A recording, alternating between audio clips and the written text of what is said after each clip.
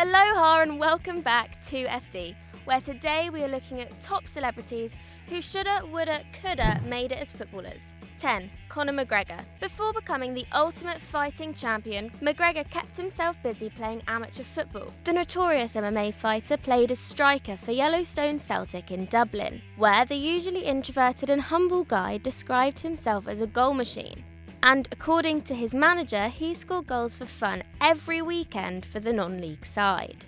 To the relief of defenders across Dublin, the animal decided he was less suited to sports on a field and more comfortable in a cage, where he has gone on to win 21 MMA fights, losing just 3. But after McGregor stepped into the ring to give boxing a go against the undefeated Floyd Mayweather, it wouldn't be totally surprising if he dusted off his football boots and put in a shift at Wembley sometime soon. 9. Gordon Ramsay. We all know that Ramsay has the vocabulary of a professional footballer, but back in the day he had some of the skills as well. He is always at the top of the list for Soccer Aid or any other charity game going, and for a celebrity chef, he has been quite impressive. And that's because, before he spent all his time in the kitchen, Gordon was scouted by Rangers whilst playing for Warwickshire under-14s. After they'd monitored him for 3 years, Ramsay was put on their books and began training with the Glasgow side. However, his footballing career quickly went stale after he failed to recover from a bad knee injury, forcing him to put food before football and start his culinary career. And although he's represented his country at Wembley, the closest Ramsay has got to an international call-up is setting up a restaurant with this former Three Lions captain. 8. Ricky Hatton. Now you might not realise, but Hatton actually comes from a footballing family. His dad and granddad were both Man City players, and Ricky himself is a famous Sky Blues fan.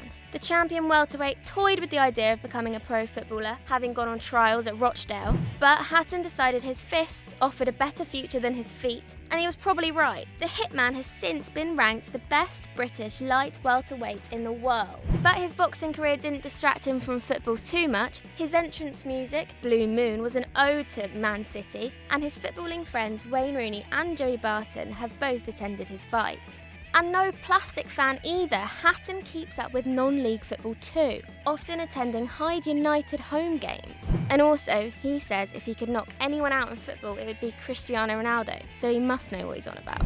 7. Louis Tomlinson. Now, unlike our other celebrities, Tomlinson's footballing career actually came after his fame. Before making millions of pounds and millions of teenage girls scream in sold-out arenas with One Direction, Tomlinson's experience in the game was limited to managing and playing for his local pub team. But after taking part in a charity game at the Keep Mount Stadium in his local Doncaster, he was offered a deal with the League One side. The then 22-year-old was given the shirt number 28 and joined their development squad. He never really made it into the team though, and his exploits on the pitch have been limited to charity matches, meaning that his deal with the Rovers was probably more of a publicity stunt than signing of the season. It's clear his footballing career had to take a back seat, and it's safe to say that the singer filled out more stadiums as part of 1D than he ever will do with Doncaster. 6. Ian Botham. Being talented enough to make a career playing sport is one thing, but lucky enough to have an option between 2 different sports, in the words of Zach, that is mental. Sir Ian Botham, the former cricketer who played 102 times for his country, was famed as a genuine all-rounder, so much so that he was actually good at football as well.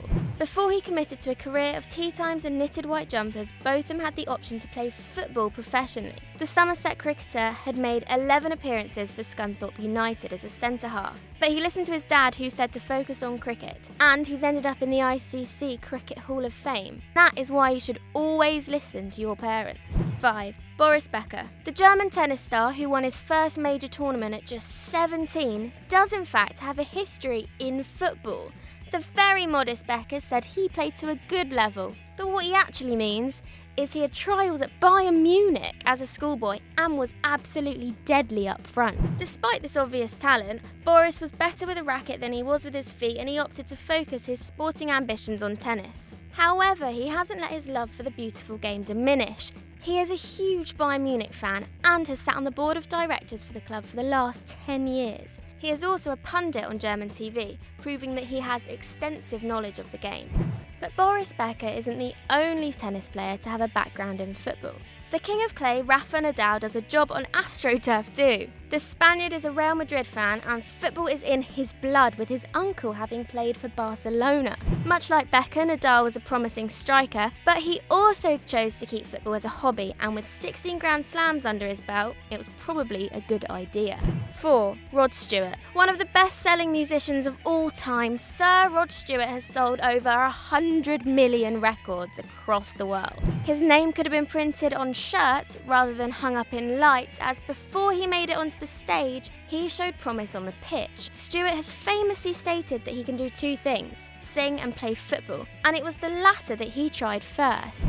He grew up in London as part of a football-mad family, and the combination of his natural athleticism and apparent reckless aggression made him a decent centre-back.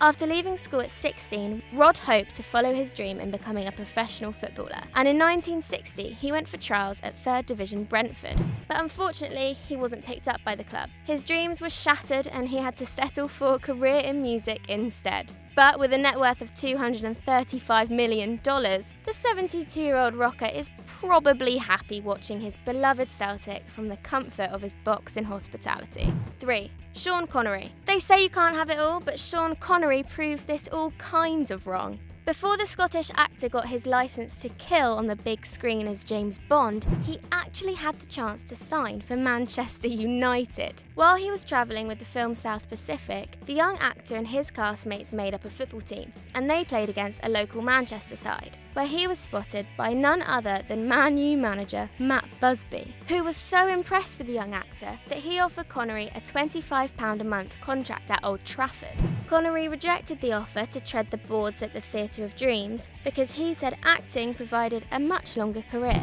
Over his iconic 58 years as an actor, the legend has been awarded an Academy Award and been polled as Scotland's greatest living national treasure. 2. Pope John Paul II. It's not often that Football Daily gets religious, but at number 2 we have our shock entry of the late Pope John Paul II. Before becoming Keeper of the Faith, John Paul II was in fact a goalkeeper, playing for his school and university side in Krakow. And he was a keen spectator too. Before making his pilgrimage to the Vatican, the future Pope was apparently a regular on the terraces at Craven Cottage in the 1930s. Although the Christian was loyal and devoted to just one god, he seems to have been slightly freer with his footballing affections. He's been connected to Liverpool as well as Fulham, and was also rumoured to have a season ticket at the Nou Camp. The former shot stopper managed to balance his clerical duties with his love of the sport, as he famously met the Ireland team from Italia 90, and formally blessed fellow goalie Shay Given after he got married in 2001. 1. Bob Marley. The legendary Bob Marley is the father of reggae music.